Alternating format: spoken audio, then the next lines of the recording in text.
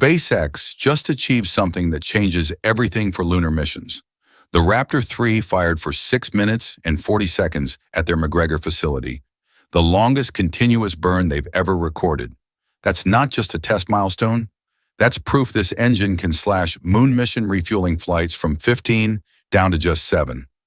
So what breakthrough allowed SpaceX to literally cut fuel costs in half? Let's dive right in.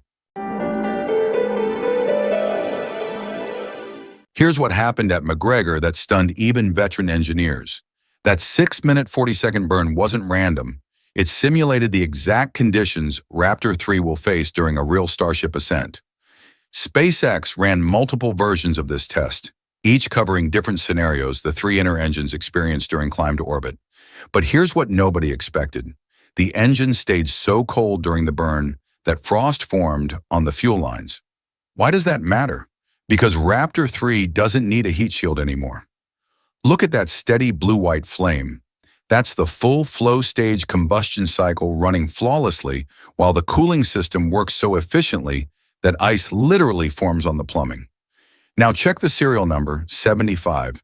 SpaceX has built at least 75 Raptor 3 engines since August 2024. That's probably closer to 100 units now, enough for 3 complete Starship flights since each stack needs 39 engines. From prototype to mass production in just over a year. Does that timeline sound impossible to you? It should.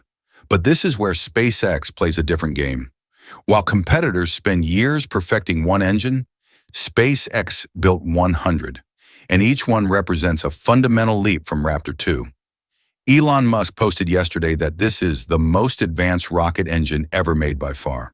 Strong claim. So what actually changed? Start with weight. Each Raptor 3 weighs 1.525 tons compared to 1.63 tons for Raptor 2. That's 1.1 tons lighter per engine when you factor in the complete redesign. Multiply that by 39 engines per Starship stack, and you've just saved over 4 tons of dead weight. But the real breakthrough isn't just lighter, it's how they got there. SpaceX completely eliminated the heat shield and re-welded the entire propellant plumbing system. Traditional rocket engines use flanges, bolts, and screws because they're easier to assemble and maintain.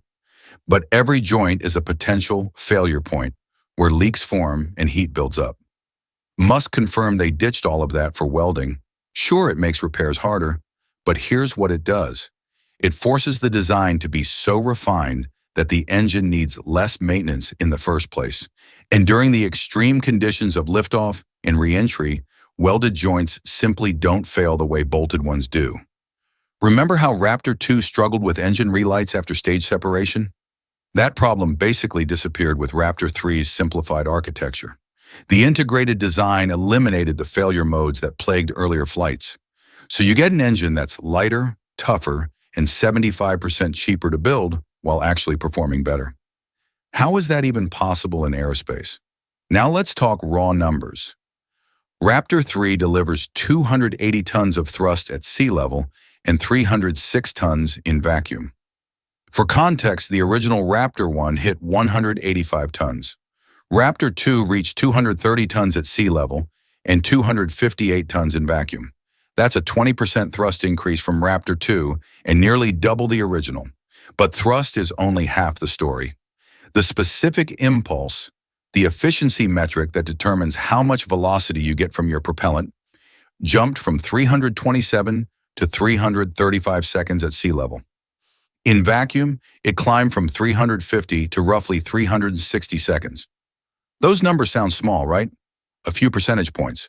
But when you plug them into the Tsiolkovsky rocket equation with a fully fueled Starship carrying 3,400 tons of propellant in super heavy and 1,200 tons in the upper stage, something remarkable happens. That 2.5 to 3% efficiency bump translates to 100 to 130 meters per second of additional delta V. Then add the thrust increase on top. Super Heavy now leaves the pad with dramatically more muscle, reaches higher speed and altitude before main engine cutoff, and cuts gravity losses by another 200 to 300 meters per second. Add all three effects together, and you're looking at 500 to 600 meters per second of total delta V gain compared to Raptor 2. Why does that number matter so much? Because delta V is the currency of space, and for lunar missions, it's everything. NASA's early estimates for Starship HLS, the variant that will land astronauts on the moon, required 15 tanker flights to deliver the 1,500 tons of propellant needed for lunar transfer. 15 separate launches just to fuel one moon mission?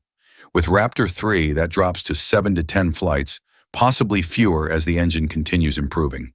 That's not an incremental upgrade. That's cutting your operational cost and mission complexity in half. But there's more. With Raptor 3, Starship HLS uses less propellant, just reaching orbit, docks with the orbital refueling depot faster, and heads for lunar orbit without requiring any vehicle redesign beyond swapping all 39 engines. The entire architecture suddenly becomes viable without rebuilding the spacecraft. Does that sound too good to be true? SpaceX clearly doesn't think so. They're already moving fast. Starship is transitioning to its version 3 configuration, taller, lighter, designed for heavier payloads. Ship 33 flew as the first V2 Starship on Flight 7 in January 2025 alongside Booster 14. On the super heavy side, Booster 17 was the last V2 unit. Booster 18 was supposed to debut V3, but it failed during LOX tank testing in November 2025 and had to be scrapped.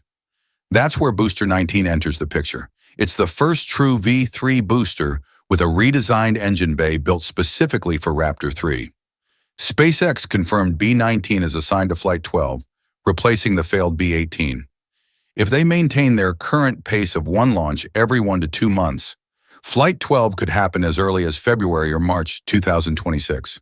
That means the first Raptor 3-powered Starship could fly in Q1 on 2026, just weeks away from proving whether this engine can actually deliver what SpaceX claims. But the first flight isn't the real test, is it?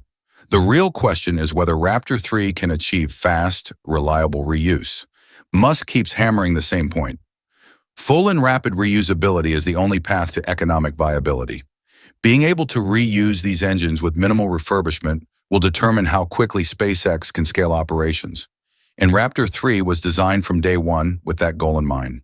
If it performs as expected, we could see regular booster landings and quick turnarounds becoming routine. Several Starship launches per month, sending satellites, cargo, and eventually people into orbit and beyond. That's not speculation anymore. It's the logical next step if the engine proves itself. But here's the reality check. Raptor 3 is only one piece of an enormous puzzle. SpaceX still has to prove out the tanker variant, the depot variant, the cargo variant, and eventually the HLS lander itself. Each one needs testing, validation, and real-world performance data. Only when all these pieces work together will SpaceX have the complete toolbox, not just to send crews from Earth to the moon, but to deliver hundreds of tons of materials for building a permanent lunar base. So what does cutting moon mission fuel cost in half actually mean? It means the difference between Artemis 3 being a one-time achievement or the beginning of sustained lunar presence. It means SpaceX can run 7 to 10 refueling flights instead of 15, saving millions per mission and making the entire program economically sustainable. And it means we might actually see regular cargo deliveries to the lunar surface within this decade. That McGregor test firing wasn't just about validating an engine. It was proof that the technology needed to make humanity a multiplanetary species is real, operational, and approaching flight readiness. The frost forming on those fuel lines while the engine burned for nearly 7 minutes straight. That's the moment engineering theory became flight-ready hardware. Will Flight 12 in early 2026 prove Raptor 3 can deliver on these promises? We're about to find out. What's your take on SpaceX cutting lunar fuel requirements in half? Does this accelerate the timeline for permanent moon bases? Drop your thoughts in the comments below. If this breakdown helped you understand why Raptor 3 matters, hit that like button and share this with anyone following the new space race, and subscribe to Space Update 24 hours so you don't miss our coverage when Flight 12 launches. Thanks for watching.